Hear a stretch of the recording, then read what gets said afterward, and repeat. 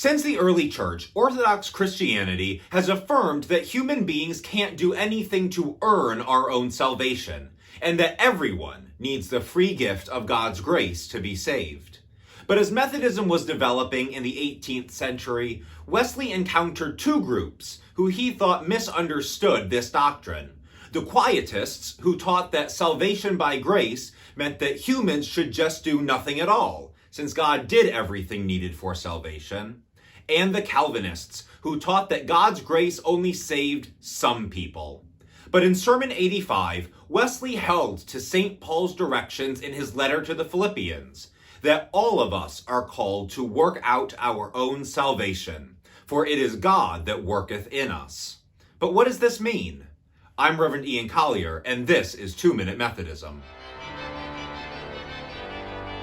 Wesley begins his sermon by reaffirming that all salvation is a gift of God, and that any good thing we do is God working within us. But against the Quietists, Wesley then urges his Methodists that because God is at work in us, this both makes it possible for us to participate in our own salvation and necessary that we do so. Wesley teaches that sanctification, the part of salvation that is becoming a holy person, is a gradual process in which we work with God to transform our hearts through doing things like scripture reading, celebrating the sacraments, and performing works of mercy for others. He quotes St. Augustine, who said of God that he that made us without ourselves will not save us without ourselves. Wesley was also concerned, on the other hand, that the Calvinist belief that God only gives grace to some could become an excuse for people to continue in their sins, since they could argue that there's nothing they can do to stop themselves. Wesley says no.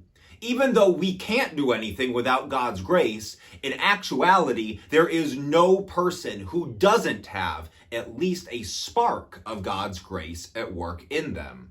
This means that everyone has the ability to cooperate with God's grace to stop sinning and put their trust in God.